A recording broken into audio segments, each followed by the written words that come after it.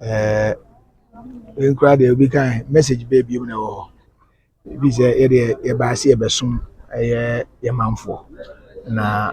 osom no so de wo som a na se o manfo wa ho kire mu a no haw mu a nso ofa kwan bia so a nso ase o kan before no nso betumi aboa na mencha de me gidi se o mo haw o mo de to manim no na menya mmoa kakra enso bia de enso ahyase no bosome kakra ni a mo de sansem de to manim bia nim se demands no so doso constituency no so obi a pene de anti teacher for de no mo de abai gidi se enche na health facilities e wo ha nyina so betumi amom television ni nyina bi every health facility e wo me constituency bia no a na nko medical bi ko Sintagates me komo television ni miensa mo tabletop fridge nso mi no ka ho na koma aduasa fo nso TV ewusa pra tuntumere peposo ufori krom akote ba bi ese me de television ene fridge bi akono se no mbe kipu mu no me de akonti ya boy homodensi enso betumi aboa ma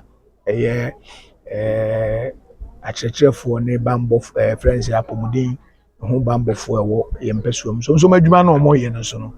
etumi akwanim na aboa ma yenuanom ketewa ne ɔfa asefoɔ no so enya so mfa so nti yɛbɔ yɛ ho mɔden megidi sɛ nyankopɔn so bɛka yɛ ho na de yɛ bia nso no awie pɛyɛ abanya politics kakra upon the mu ye nyina mu opponent ye NDC say nya de say mo bɔ mo modern education tie nto aba entia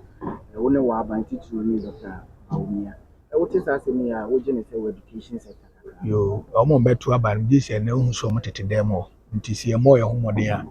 a omo no mbekire o kina abato ni du a bia wo vote ba akopɛ o ba akoto aba no de wanya so mfaso no nim se wanya so mfaso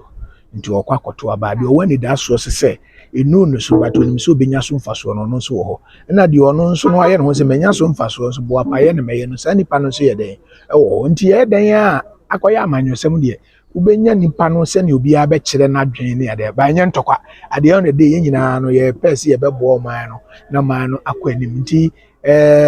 me de ye ana me mfama dwen enko de ye ye opponent be say NDC for can be pay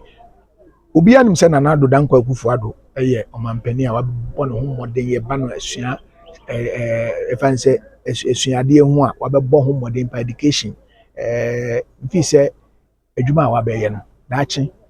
ebede asodie kese beba da omo beba be si nachi no so yi papa for the first time in the history say obi wo ha o se me de free education ba ma akova obi bia okọ secondary school ebi nsi o ya bakwasem nkroma penso kra o ye no oyi ba bi kakra bi eno po ye population ye yan just a little over 4 million eno kra o mantumi anyi we na ye almost close to about 34 million so what they say na see ye ya ache se ama no abọ no modern ya kyerɛkyerɛfoɔ mmoa ɔde ɛboa wɔ mu ho akadeɛ sugu adan ahorow a wɔsisi sɛ mbɛbɔ nti yɛwɔ problem ɛwɔ asa ɔman nyi ni sɛ nipa baako betumi aba bɛ solve problem but wo hu sɛ nipa bi ayɛ committed a demonstrating his commitment sɛ ɔbɛboa man no na wa lift wɔn afiri saa problem no sɛ di kanfo no na kyerɛ sɛ odi ɔman na borɔ nti ɛnya ade a mɛba nsɛ NDC wɔn nyɛ bi da na obi abegina ho aka se omunye bi danti afi no wa yewura mahama so abedi oman so pen obi anim as a vice president, as a caretaker president and as a president nti dia na no person oye oman ya onye you could have done it we emfa vice president time ne nto nchen e ho de na mefa ne se oye vice president nti oni tumi bi asa but obey a caretaker president for close to about 2 years meboa ansana osamba be main president nti se wanya mfie be almost be nsia ana se wo de enum kura na wanya e no pese o change the face of education obo ana o change your mind. You could have done so many things but obi ahu de o ye ya Ghana forecast ye man nti edu sa pre election period that definitely ubenya amanfo a mbakati through your opponent omo so omo pre to me ani bi de o meka but ejina yen ya ejina ha iso se wo do wani abehu bi no ba aye no se anye siremu bo siremu kana ma ba be gina mesi ma che television me meche mesi me be che dual desk me meche ye nti se ma be che no ehu na se sela wo se yenye ehwe ya It's up to you. On the day, no, it is up to your conscience to judge you to take a decision. Say, buying crass or aboa me. Hwɛ me wɔ faase ɛnyɛ aban anka secondary school kura wankɔ bi. Hwɛ me bɛyi ɛnyɛ aban anka wɔntumi kura nkɔ bi. Hwɛ me nanan ɛnyɛ aban anka wɔntumi ankɔ bi. Asɛ na wɔntumi akɔ bi na yi wo dadwe afiri so a. Saa aban me ni so ɔyɛ aban bɔne. Ɔyɛ aban papa a Ghanafoɔ hwɛ anim sɛ ɛtumi epagya na bɛ sɛ MPP. Nti nka ɔmo atena ɔman so continuously for 16 years, and this country would have changed totally and have become a different country altogether. But da bi a yɛbɛyɛ for ɔman panin Kufuor apɛn so yɛbɛyɛ na yɛbɛpagya na nneɛma bɛkɔ a nneɛma yɛ yie no